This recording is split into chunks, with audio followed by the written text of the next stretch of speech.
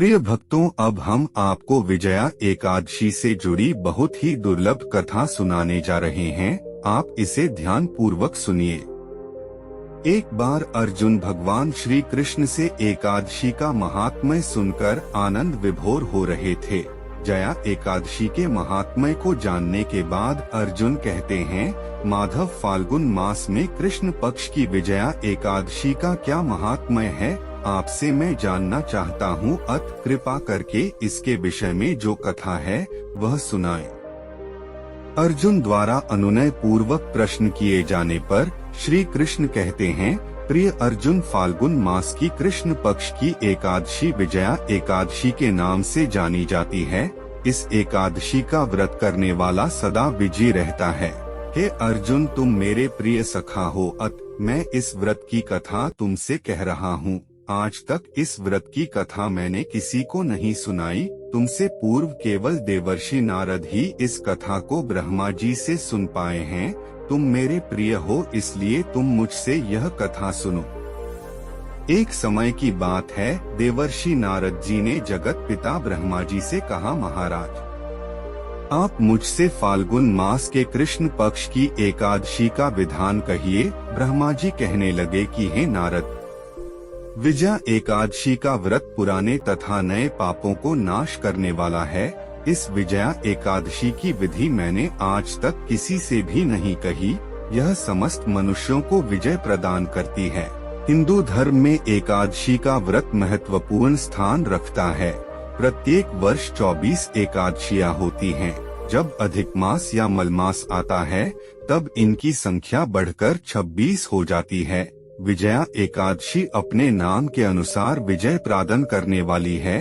भयंकर शत्रुओं से जब आप घिरे हों और पराजय सामने खड़ी हो, उस विकट स्थिति में विजया नामक एकादशी आपको विजय दिलाने की क्षमता रखता है।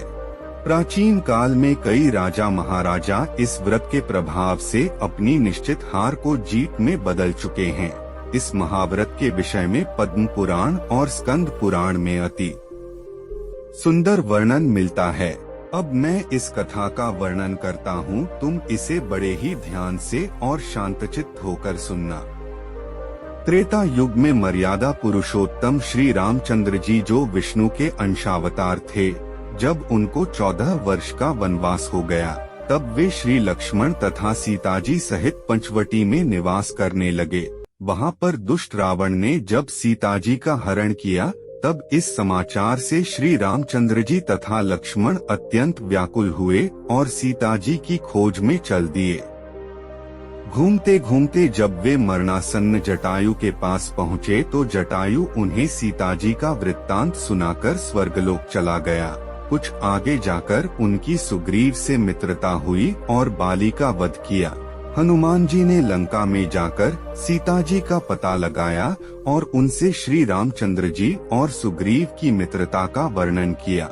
वहां से लौटकर हनुमान जी ने भगवान राम के पास आकर सब समाचार कहे।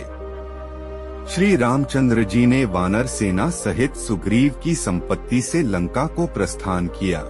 जब श्री रामचंद्र जी समुद्र के किनारे पहुँचे तब उन्होंने मगरमच्छ आदि से युक्त उस अगाध समुद्र को देखकर लक्ष्मण जी से कहा कि इस समुद्र को हम किस प्रकार से पार करेंगे। श्री लक्ष्मण ने कहा, हे पुराण पुरुषोत्तम, आप आदि पुरुष हैं, सब कुछ जानते हैं। यहाँ से आधा योजन दूर पर कुमारी द्वीप में वक्दालभ्य नाम के मुनि रहते हैं। उन्होंने अनेक ब्रह्मा देखे हैं। आप उनके पास जाकर इसका उपाय पूछिए। लक्ष्मण जी के इस प्रकार के वचन सुनकर श्री रामचंद्र जी वक्दालभ्य ऋषि के पास गए और उनको प्रमाण करके बैठ गए। मुनि ने भी उनको मनुष्य रूप धारण किए हुए पुराण पुरुषोत्तम समझकर उनसे पूछा कि हे राम, आपका आना कैसे हुआ। रामचंद्र जी कहने लगे कि हे ऋषि, मैं अपनी सेना सहित यहाँ आया हूँ और राक्षसों को जीतने के लिए लंका जा रहा हूँ। आप कृपा करके समुद्र पार करने का कोई उपाय बतलाइए। मैं इसी कारण आपके पास आया हूँ। वक्दालभ्य ऋषि बोले कि हे राम, फाल्गुन मास के कृष्ण पक्ष की एकादशी का उत्तम व्रत करने से निश्चय ही आपकी विजय होगी, साथ ही आप समुद्र भी अवश्य पार कर लेंगे। इस व्रत की विधि यह है कि दशमी के दिन स्वर्ण, चांदी, तांबा या मिट्टी का एक घड़ा बनाएं, उस घड़े को जल से भरकर तथा 5 पल्लव रख वेदिका पर स्थापित करें। उस घड़े के नीचे सतंजा और ऊपर जौ रखें। उस पर श्री नारायण भगवान की स्वर्ण की मूर्ति स्थापित करें। एकादशी के दिन स्नानादि से निवृत्त होकर धूप, दीप, नैवेद्य, नारियल आदि से भगवान की पूजा करें। तत्पश्चात घड़े के सामने बैठकर दिन व्यतीत करें और रात्रि को भी उसी प्रकार बैठे रहकर जागरण करें। द्वादशी के दिन नित्य नियम से निवृत्त होकर उस घड़े को ब्राह्मण को दे दें। हे राम, यदि तुम भी इस व्रत को सेनापतियों सहित करोगे तो तुम्हारी विजय अवश्य होगी। श्री रामचंद्र जी ने ऋषि के कथनानुसार इस व्रत को किया और इसके प्रभाव से दैत्यों पर विजय पाई।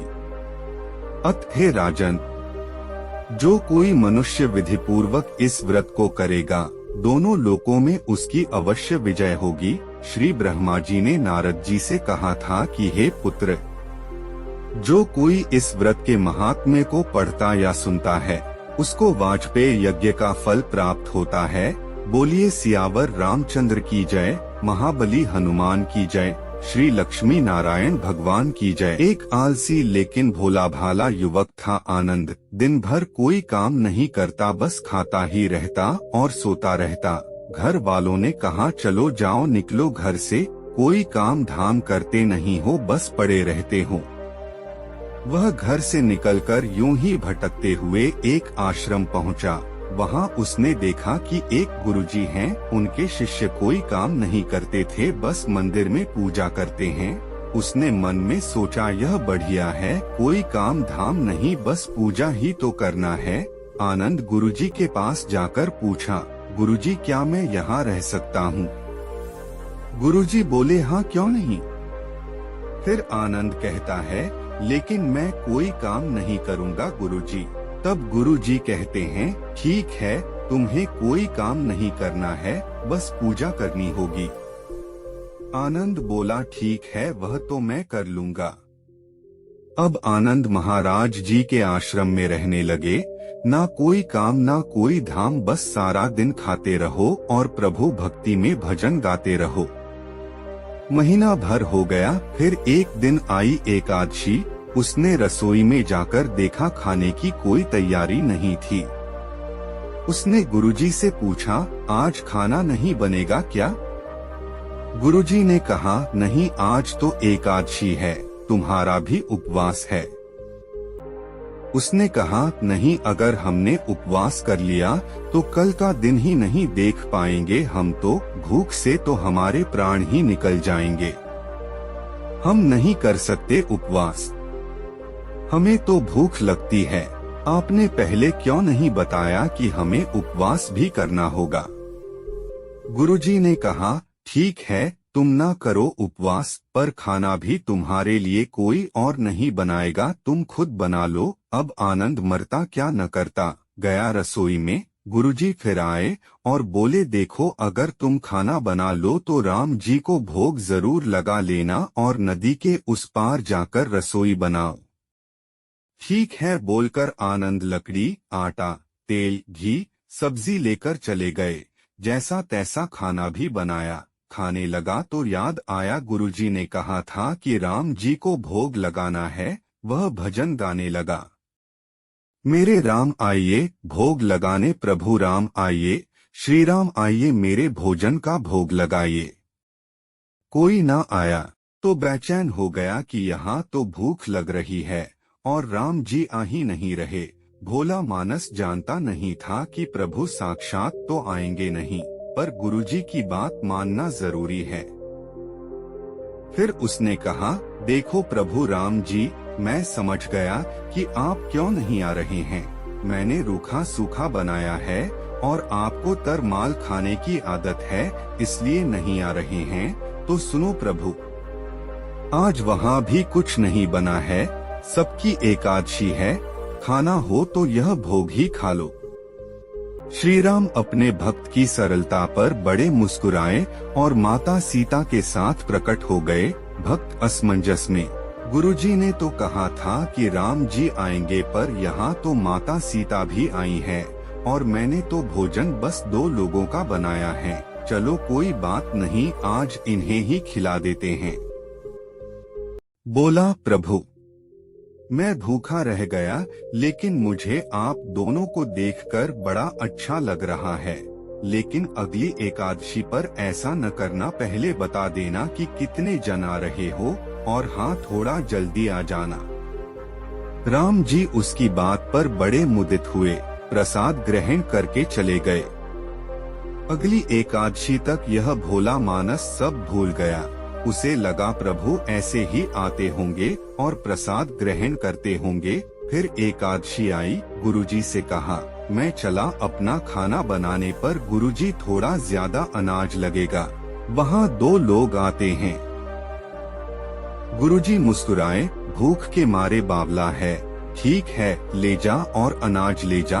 अब की बार उसने 3 लोगों का खाना बनाया। फिर गुहार लगाई, प्रभु राम आइए, सीताराम आइए, मेरे भोजन का भोग लगाइए। प्रभु की महिमा भी निराली है, भक्त के साथ की महिमा भी निराली है, उन्हें भी बड़ा मजा आता है। कौतुक करने में उन्हें भी बड़ा मजा आता है। इस बार वे अपने भाई लक्ष्मण, भरत, शत्रुघ्न और हनुमान जी को लेकर आ गए। भक्त को चक्कर आ गए।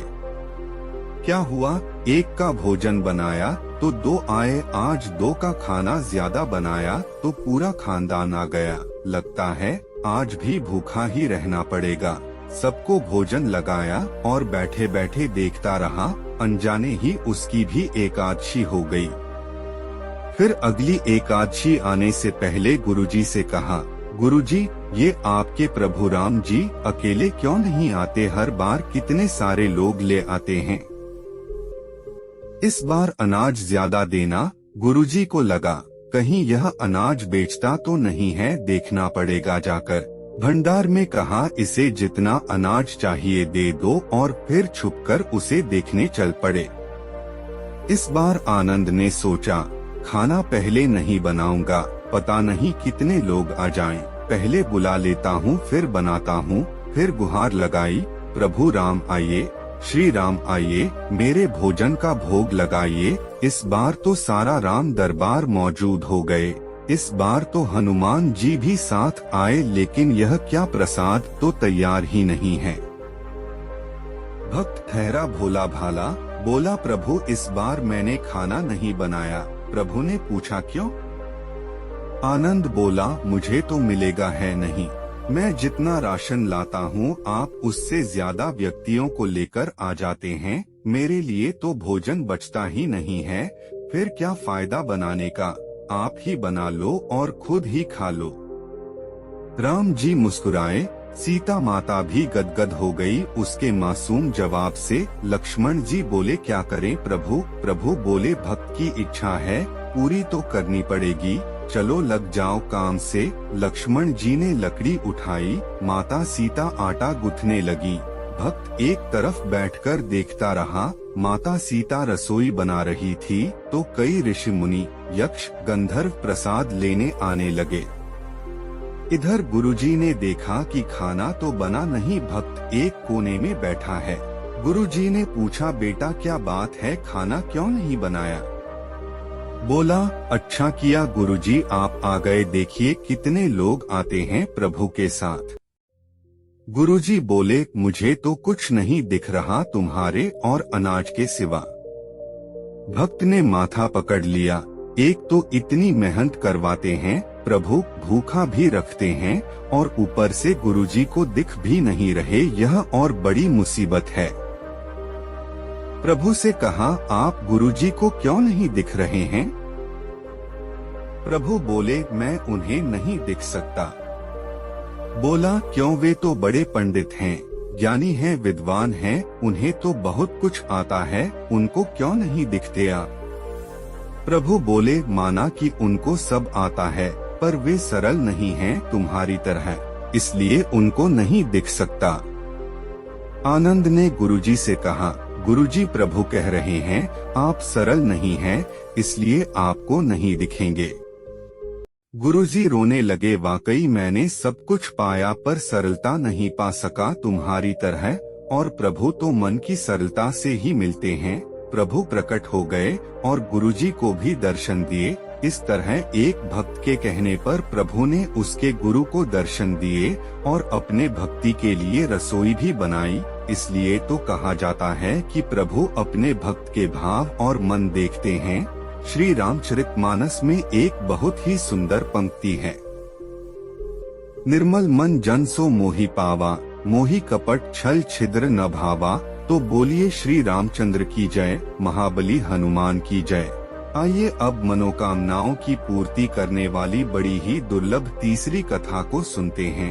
एक बार देवर्षि नारद जी बैकुंठ धाम गए। वहां उन्होंने भगवान श्री लक्ष्मी नारायण जी को नमन किया। नारद जी ने श्री हरि से कहा, प्रभु पृथ्वी पर अब आपका प्रभाव कम हो रहा है, धर्म पर चलने वालों को कोई अच्छा फल नहीं मिल रहा है, जो पाप कर रहे हैं उनका भला हो रहा है।